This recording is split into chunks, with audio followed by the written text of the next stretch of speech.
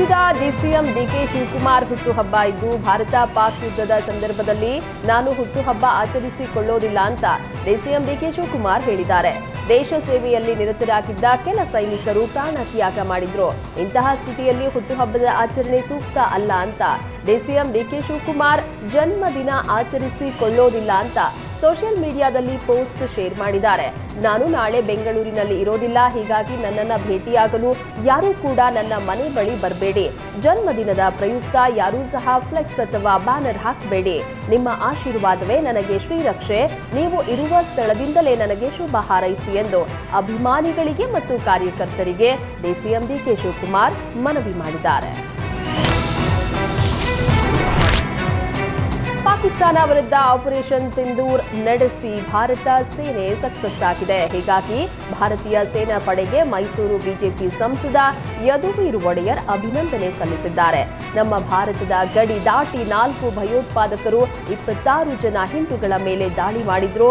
ಘಟನೆ ಬಳಿಕ ಭಾರತೀಯರಲ್ಲಿ ಆಕ್ರೋಶ ಹೆಚ್ಚಾಗಿತ್ತು. ನಾವು ಅಮಾಯಕರ ಮೇಲೆ ದಾಳಿ ಮಾಡಿಲ್ಲ, ನಮ್ಮ ಭಾರತದ ಏರ್ಫೋರ್ಸ್ ಉಗ್ರ ತಾಣಗಳ ಮೇಲೆ ದಾಳಿ ಮಾಡಿರುವುದು.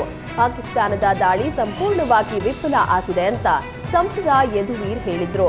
ಜೀವ ವಾಪಸ್ ಕೊಡಲಿಕ್ಕೆ ಆಗೋದಿಲ್ಲ, ಆದರೆ ಮೋದಿ ಆಪರೇಷನ್ ಸಿಂಧೂರ ಮೂಲಕ ನ್ಯಾಯ ಕೊಟ್ಟಿದ್ದಾರೆ ಅಂತ ಪ್ರಧಾನಿ ಮೋದಿ ಅವರನ್ನ ಹಾಡಿ ಹೊಗಳಿದ್ದಾರೆ. ಪಾಕಿಸ್ತಾನದ ವಿರುದ್ಧ ನಡೆದ ಮಹತ್ವದ ಕಾರ್ಯಾಚರಣೆ ಆಪರೇಷನ್ ಸಿಂಧೂರ ಜನಮನದಲ್ಲಿ ಸ್ಥಾನ ಗಳಿಸಿದೆ. ಸದ್ಯ ಆಪರೇಷನ್ ಸಿಂಧೂರದ ಹವಾ ಯಕ್ಷಗಾನಕ್ಕೂ ವ್ಯಾಪಿಸಿದೆ. ಯಕ್ಷಗಾನ ಪ್ರದರ್ಶನದ ವೇಳೆ ಸಾಂದರ್ಭಿಕವಾಗಿ ಆಪರೇಷನ್ ಸಿಂಧೂರವನ್ನ ಉಲ್ಲೇಖಿಸಿ ತೆಂಕು ಹಾಗೂ ಬಡಕುತಿ ಇತ್ತು. ಎರಡೂ ಪ್ರಕಾರದ ಯಕ್ಷಗಾನಗಳಲ್ಲಿ ಕಲಾವಿದರು ಸೈನಿಕರ ಸಾಹಸವನ್ನ ಹಾಡಿ ಹೊಗಳುತ್ತಾ ಇದ್ದಾರೆ. ಕಲಾವಿದರ ಈ ಸಂಭಾಷಣೆ ಪ್ರೇಕ್ಷಕರಿಗೂ ಮುದ ನೀಡ್ತಾ ಇದೆ. ದೇಶಭಕ್ತಿ ಸಾರುವ ಈ ಪ್ರದರ್ಶನಗಳು ವೇದಿಕೆಯಲ್ಲಿ ಚಪ್ಪಾಳೆ ಗಿಟ್ಟಿಸಿಕೊಳ್ತಿವೆ. ಬೆಂಗಳೂರಲ್ಲಿ ಪಾಕ್ ಪರ ಘೋಷಣೆ ಕೂಗಿದ್ದ ಆರೋಪಿ ಶುಭಾಂಶು ಶುಕ್ಲಾನನ್ನ ಅರೆಸ್ಟ್ ಮಾಡಲಾಗಿದೆ. ವೈಟ್ಫೀಲ್ಡ್ ಪೊಲೀಸರಿಂದ ಆರೋಪಿಯನ್ನ ಅರೆಸ್ಟ್ ಮಾಡಲಾಗಿದ್ದು, ಮೇ 9ರಂದು ನಡೆದ ಘಟನೆ ತಡವಾಗಿ ಬೆಳಕಿಗೆ ಬಂದಿದೆ. ಆರೋಪಿಯ ಪಾಕ್ ಪ್ರೇಮ ಅಕ್ಕಪಕ್ಕದವರಿಗೆ ಭಯ ಹುಟ್ಟಿಸಿದೆ. ಬೆಂಗಳೂರಿನಲ್ಲಿ ಟೆಕ್ಕಿಯಾಗಿ ಕೆಲಸ ಮಾಡಿಕೊಂಡಿದ್ದ ಶುಭಾಂಶು ಶುಕ್ಲಾ ಪಾಕ್ ಪರ ಘೋಷಣೆ ಕೂಗಿದ್ದಾನೆ. ಆಪರೇಷನ್ ಸಿಂಧೂರ್ ಸಕ್ಸಸ್ ಸಂಭ್ರಮಿಸ್ತಾ ಇದ್ದಂತಹ ವೇಳೆ ಈತ ಪಾಕ್ ಪರ ಘೋಷಣೆ ಕೂಗಿದ್ದಾನೆ. ಭಾರತ ಹಾಗೂ ಪಾಕಿಸ್ತಾನ ನಡುವೆ ಪ್ರಕ್ಷುಬ್ಧ ವಾತಾವರಣ ಹಿನ್ನೆಲೆ ರಾಣೆಬೆನ್ನೂರು ತಾಲೂಕಿನ ಕುಮಾರಪಟ್ಟಣ ಬಳಿಯ ಗ್ರಾಸಿಂ ಇಂಡಸ್ಟ್ರೀಸ್ ಕಾರ್ಖಾನೆ ಬಳಿ ಮಾಕ್ ಡ್ರಿಲ್ ನಡೆಸಲಾಯಿತು. ಕೇಂದ್ರ ಹಾಗೂ ರಾಜ್ಯ ಸರ್ಕಾರಗಳ ಗೃಹ ಇಲಾಖೆಗಳ ಆದೇಶದ ಹಿನ್ನೆಲೆ ಅಣುಕು ಪ್ರದರ್ಶನ ನಡೆಸಲಾಯಿತು. ರಯಾನ್ ಗ್ರೇಟ್ ವೈಬರ್ ಉತ್ಪಾದನೆ ಮಾಡುವಂತಹ ಗ್ರಾಸಿಂ ಕಾರ್ಖಾನೆಯಲ್ಲಿ ಮಾಕ್ ಡ್ರಿಲ್ ನಡೆಸಲಾಗಿದೆ. ಶತ್ರು ರಾಷ್ಟ್ರಗಳಿಂದ ಯಾವುದೇ ಸಂದರ್ಭದಲ್ಲಿ ದಾಳಿಯಾದರೆ ಹೇಗೆ ರಕ್ಷಣಾತ್ಮಕ ಚಟುವಟಿಕೆ ಕೈಗೊಳ್ಳಬೇಕು ಎಂಬ ಬಗ್ಗೆ ತಿಳಿಸಲಾಯಿತು. ಒಂದು ವೇಳೆ ಕಾರ್ಖಾನೆಗಳ ಮೇಲೆ ದಾಳಿಯಾದರೆ ವಾತಾವರಣವೇ ಹದಗೆಡುವ ಪರಿಸ್ಥಿತಿ ನಿರ್ಮಾಣ ಆಗಬಹುದು. ಹೀಗಾಗಿ ತುರ್ತು ಸಂದರ್ಭದಲ್ಲಿ ಯಾವ ರೀತಿ ಮುನ್ನೆಚ್ಚರಿಕೆ ಕೈಗೊಳ್ಳಬೇಕು ಎಂಬ ಬಗ್ಗೆ ತಿಳಿಸಿದರು. ಹಾವೇರಿ ಜಿಲ್ಲಾಧಿಕಾರಿ ವಿಜಯ್ ಮಹಂತೇಶ್ ದಾನಮ್ಮನವರ ನೇತೃತ್ವದಲ್ಲಿ ಜಿಲ್ಲಾ ಪೊಲೀಸ್ ಅಧಿಕಾರಿಗಳು, ಕಾರ್ಖಾನೆ ಸಿಬ್ಬಂದಿ, ಕಾರ್ಮಿಕರು, ಎನ್ಸಿಸಿ ವಿದ್ಯಾರ್ಥಿಗಳು ಭಾಗಿಯಾಗಿದ್ದರು. ರಾಜ್ಯಾದ್ಯಂತ ಆಯುಷ್ ವೈದ್ಯರು ಹಾಗೂ ಸಿಬ್ಬಂದಿ ಪ್ರತಿಭಟನೆಗೆ ಸಜ್ಜಾಗಿದ್ದಾರೆ. ವೇತನ ನೀಡುವಂತೆ ಆಗ್ರಹಿಸಿ ಎನ್ಎಚ್ಎಂ ಮುಷ್ಕರ ಮಾಡುವುದಕ್ಕೆ ಮುಂದಾಗಿದೆ. ಕಳೆದ 3 ತಿಂಗಳಿಂದ ಎನ್ಎಚ್ಎಂ ಒಳಗುತ್ತಿಗೆ ನೌಕರಿಗೆ ಆರೋಗ್ಯ ಇಲಾಖೆ ಸಂಬಳ ನೀಡುತ್ತಾ ಇಲ್ಲ. ಸಂಬಳವಿಲ್ಲದೆ ಸಿಬ್ಬಂದಿ ಪರದಾಡ್ತಾ ಇದ್ದು ಆರೋಗ್ಯ ಇಲಾಖೆ ವಿರುದ್ಧ ಸಿಡಿದೆದ್ದಿದ್ದಾರೆ. ಸುಮಾರು 25 ವರ್ಷದಿಂದ ಒಳಗುತ್ತಿಗೆ ನೌಕರರಾಗಿ ಕಾರ್ಯನಿರ್ವಹಿಸ್ತಾ ಇದ್ದು ಒಳಗುತ್ತಿಗೆ ನೌಕರರನ್ನ ಕಾಯಂಗೊಳಿಸುವಂತೆ ಹಾಗೂ ನಿಗದಿತ ಸಮಯಕ್ಕೆ ವೇತನಕ್ಕೆ ಆಗ್ರಹಿಸಿ ಪ್ರತಿಭಟನೆಗೆ ಸಜ್ಜಾಗಿದ್ದಾರೆ. ಆರೋಗ್ಯ ಮತ್ತು ಕುಟುಂಬ ಕಲ್ಯಾಣ ಇಲಾಖೆಯಲ್ಲಿ 47% ಹುದ್ದೆ ಖಾಲಿ ಇದೆ. ಹೀಗಾಗಿ ಖಾಲಿ ಇರುವ ಹುದ್ದೆಗೆ ನೌಕರರನ್ನ ಕಾಯಂಗೊಳಿಸುವಂತೆಯೂ ಆಗ್ರಹಿಸಲಾಗಿದೆ. 108 ಆಂಬ್ಯುಲೆನ್ಸ್ ನಿರ್ವಹಣೆಯನ್ನ ಖಾಸಗಿ ಏಜೆನ್ಸಿಗಳ ಹಿಡಿತದಿಂದ ತಪ್ಪಿಸಿ ರಾಜ್ಯ ಸರ್ಕಾರ ತನ್ನ ಹಿಡಿತಕ್ಕೆ ತೆಗೆದುಕೊಳ್ಳಲಿದೆ ಎಂದು ಆರೋಗ್ಯ ಸಚಿವ ದಿನೇಶ್ ಗುಂಡೂರಾವ್ ಹೇಳಿದ್ದಾರೆ. ಬೆಂಗಳೂರಿನಲ್ಲಿ ಮಾತನಾಡಿದ ಸಚಿವರು 108 ಆಂಬ್ಯುಲೆನ್ಸ್ಗಳನ್ನ ಇಲ್ಲಿವರೆಗೂ ಖಾಸಗಿ ಏಜೆನ್ಸಿಗಳು ನಿರ್ವಹಿಸ್ತಾ ಇದ್ವು. ಈ ವ್ಯವಸ್ಥೆಯಲ್ಲಿ ಸಾಕಷ್ಟು ಸಮಸ್ಯೆಗಳಿದ್ವು.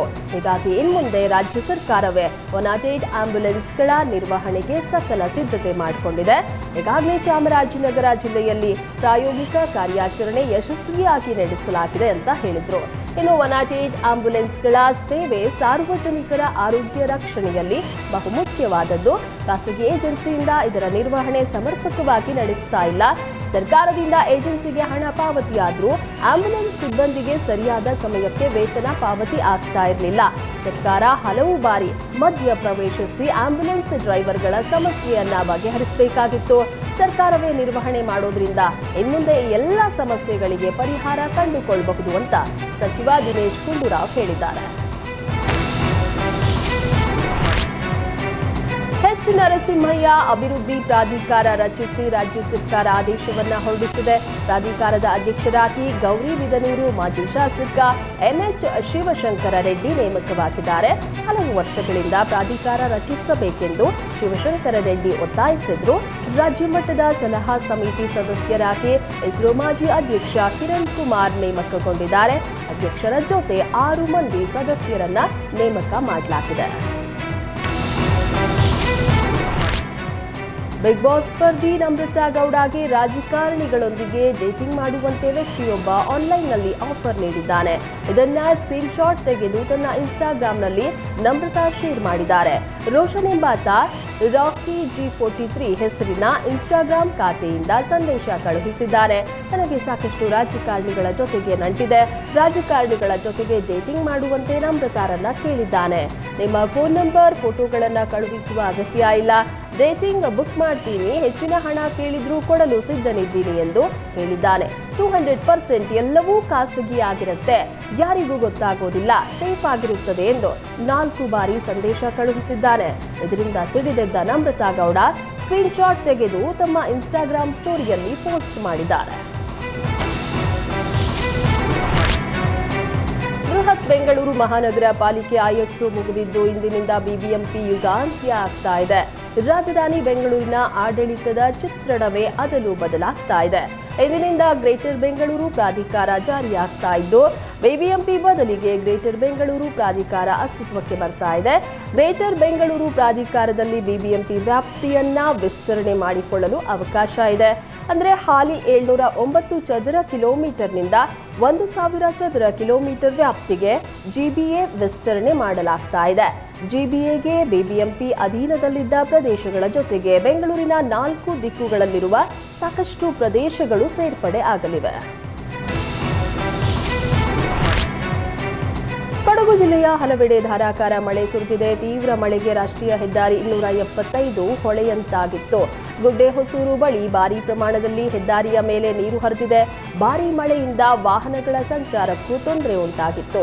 ರಾಷ್ಟ್ರೀಯ ಹೆದ್ದಾರಿ ಸಂಪೂರ್ಣ ಜಲಾವೃತವಾಗಿದ್ದು ಹೆದ್ದಾರಿ ಪಕ್ಕದಲ್ಲಿರುವ ಪೆಟ್ರೋಲ್ ಬಂಕ್ ಕೂಡ ಜಲಾವೃತಗೊಂಡಿತ್ತು. ಕುಶಾಲನಗರ ತಾಲೂಕಿನ ಗುಡ್ಡೆಹೊಸೂರು ಹೆದ್ದಾರಿ ಜಲಾವೃತಗೊಂಡು ಕೆಲ ಕಾಲ ವಾಹನ ಸಂಚಾರ ಸ್ಥಗಿತಗೊಂಡಿತ್ತು.